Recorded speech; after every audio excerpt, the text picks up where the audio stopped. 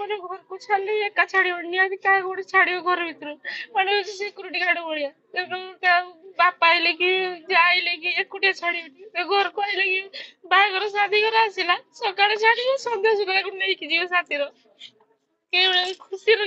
ଘର ସବୁ କଥା ହେଇଥିବେ ଦେବନି ତା ଯାହା ଫୋନରେ କଥା କରେଇବେ ଏକୁଟିଆ କରିଦେ କାଳେ କିଛି କଥା ହେଇଯିବ ବାପରକୁ ଛାଡିବେନି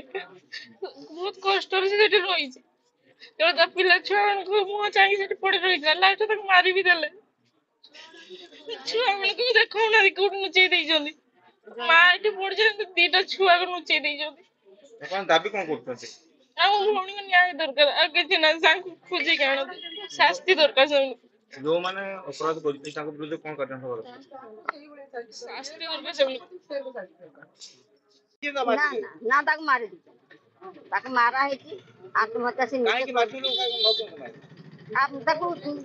ଯନ୍ତ୍ରଣା ଦେଇକି ମାରିଛନ୍ତି ମାନେ ଆଉ ତାଙ୍କର ଜାଗା କିଣିଛନ୍ତି ମତେ ମାଗୁଥିଲେ 1,00,000 ଟଙ୍କା ମୁଁ କହିଲି 1,00,000 ଟଙ୍କା ମୁଁ ଆଣିବି କୋଉଠୁ ତାହେଲେ ତୁ ବାପାକୁ କହ ଭାଇକି କହ ମତେ 1,00,000 ଟଙ୍କା ଦଉଛୁ ମୁଁ କହିଲି 1,00,000 ଟଙ୍କା ମୋ ପାଖରେ ନାହିଁ ତୋ ଭାଇ ରହୁଛନ୍ତି କାମ ବି ନାହିଁ ତୋ ବାପାର କାମ ନାହିଁ 1,00,000 ଟଙ୍କା ଆମେ ଦେଇପାରିବା ଯାଇକି ତାପରେ ଏଇଥର 4-5 ଥର ସେ ଆସିଲେ ତାପରେ ଘରେ ସେଇଠୁ ସେ ଯାଇଛନ୍ତି ଝିଅ ଏଇ ହୋଲି ବେଳକୁ ଆସିଥିଲା ହୋଲି ବେଳକୁ ଗଲା କହିଲା ମା ମୋର ଏଇଟା ଲାଷ୍ଟ ଆଉ ତୁମ ଘରକୁ ମୁଁ ଆସିବି ନାହିଁ ମାନେ କହିକି ସେ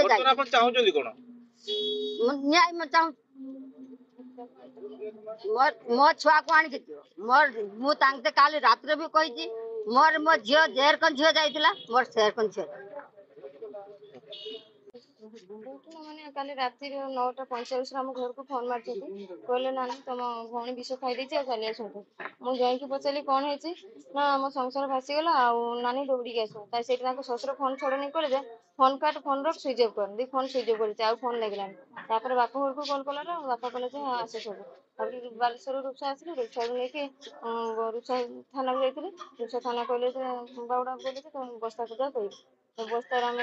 ଥାନା ଦେଇଥିଲେ ଏଥର ଆସିକି ଏଠି ଦେଖିଲାକୁ ଝିଅ ଆମର ତାଙ୍କ ଘର କେହି ନାହାନ୍ତି ଘଟଣା କଣ କାହିଁକି ବିଷ ଖାଇଲେ ଆମେ ସେସବୁ କିଛି ଜାଣିନୁ ତାଙ୍କର ସବୁବେଳେ ଝଗଡା ଆଜିକି 6 ବର୍ଷର ବାହାଘର ହେଲାଣି ମୋ ସାଙ୍ଗରେ ତାଙ୍କର କଲେଜ ରିଲେସନ ନାହିଁ ଫୋନ ମାରନ୍ତିନି ଫୋନ ମାରିଲେ ସେ କହି ମୁଁ କାମରେ ବ୍ୟସ୍ତ ଅଛି ଫୋନ ଦିଅନ୍ତିନି ଭଉଣୀ କଥା ହେବା ପାଇଁ ଆଉ ଯଦି ଭଉଣୀ ବାପା ଘରକୁ ଆସିବ ତାହେଲେ କାହାର ସାଙ୍ଗରେ ମିଶିକି ଦିଅନ୍ତିନି ସେ ଜ୍ୱାଇଁ ଘର ଜ୍ୱାଇଁ ସାଙ୍ଗେ ସାଙ୍ଗେ ଆସିବ ସାଙ୍ଗେ ସାଙ୍ଗେ ନେଇକି ଯିବ ଆପଣ ଅନୁମାନ କଣ କରୁଛନ୍ତି ଆତ୍ମହତ୍ୟା କରିଛି ନା ଆତ୍ମହତ୍ୟା ତାଙ୍କ ଘର ମାରିଛନ୍ତି